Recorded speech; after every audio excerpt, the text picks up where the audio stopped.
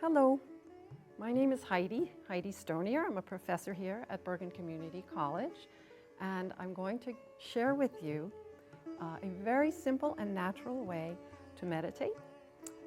It's based on the ancient practice of yoga, which means to unite, to be unified.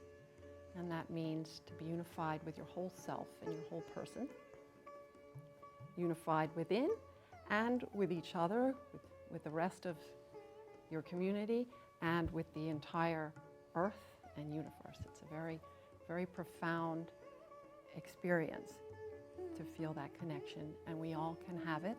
We all have it. You've had it on and off throughout your life, but what we're going to be doing here is really putting our full attention on that force and that power that is within. And we're going to ask it to rise and to basically connect us to the same force that's filling the universe and making the seasons change, the sunrise, the sunset, all the beautiful flowers that we see growing now. So this yoga is called Sahaja Yoga because Sahaj means born with. It's the spontaneous awakening of the connection that you have within you.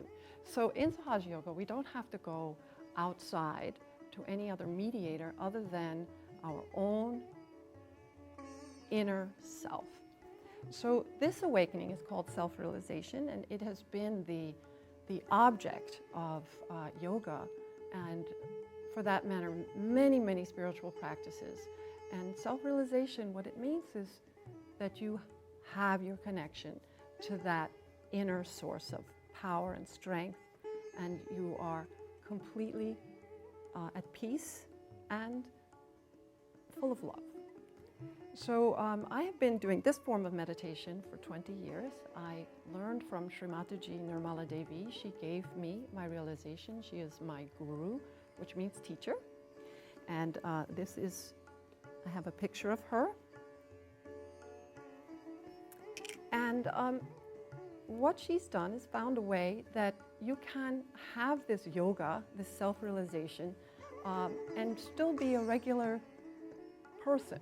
You can be a doctor, a lawyer, an Indian chief, you can be a baker, a student, and you don't have to go to the Himalayas and get in a loincloth and sit on a mountaintop and leave your family. You can have it right here, right now, this thing called self-realization. So we're going to have that experience. The self-realization experience you really only need to have once, and we're going to go through it at the end of this talk. And then once you've gotten your self-realization and you've felt this energy rising out the top of your head, the meditation is very simple because you just sit with that energy and allow it to do all of the living work. So let's just take a minute to look at the energy. This is the chakra chart. Let me come over here. These are energy centers that are placed within you. So in yoga, in the Eastern system of viewing the body, we are not just flesh and bone, but we're made up of energy. So these are this is a view of that energy system. It's called the subtle system. And as you see, there's a left, a right, and a center channel. And then along the channel, there are these wheels, and you might have heard the word chakra used before. And so the chakras are concentration of the energy, and each chakra governs a certain part of your physical body, your emotional body, your mental body, and also your spiritual existence. The left channel corresponds to the right side of the brain, and it also corresponds to, there are many correspondences in the Eastern view of things. So whereas the West tends to look at things in a linear fashion, the East would look at things, synchronicity, things happening at the same time. So the human emotion, the human psyche, and the alignment of the planets, for instance, and what's going on in nature, everything is corresponding. So on this left side, this left channel, this side corresponds to our past and to our emotional side. It takes care of our whole emotional side of being. It also is what fuels our desire, and our pure desire is generated from this left channel. The right side is the future and action, the side of action.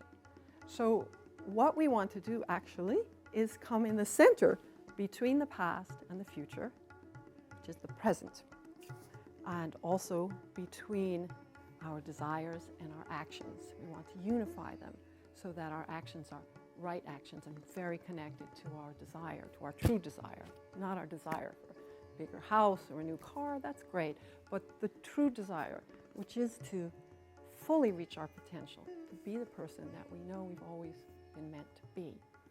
So what we do in this process called self-realization is we activate this dormant energy at the base of the spine. It was actually quite awake when we were babies. If you notice, babies have that soft spot at the top of the head, and you can almost see like a throbbing. And they're very open and very much in the present. Who's more in the present than a baby and a child, right? They just look around, and whoever they see, they're ready to love, they're ready to accept, they're so open. And then they start to be indoctrinated and learn things, and we grow up and we're human beings, and then we're very, very complicated. But still we have that innocence within us, and we have that ability to get back to that place of just being in the present and just completely accepting and enjoying the moment. So in this process of self-realization, we activate this dormant energy because it has kind of settled down in the base of the spine, and we activate it through our desire by simply asking. So that's all you'll be doing today, and that's a very simple thing to do. And as it rises, it moves through each one of these chakras and activates them too. And then you'll notice here how the two channels cross, the left and the right. It corresponds exactly to your anatomy and to the crossing of the sympathetic nerve channels. And what we're doing here is we're going through to the top of the head and allowing the energy there to meet with the source of that energy, with the universal source. And what's beautiful here is you can take whatever your philosophy is, whatever your belief of how the universe works, and you can apply it right here. We don't know. What is it we are uniting with there? And what is that wonderful feeling when we are united with it? But unite we will. And this experience, when this center opens, you can see here is designed the 1,000-petaled lotus, because we have that experience of a beautiful flower opening at the top of our head. And this is the experience of yoga, of union. So, I've given you a lot, but really when we have our self-realization, which we're going to have in 1 minute, it's important to just be like a child again and just see what it feels like.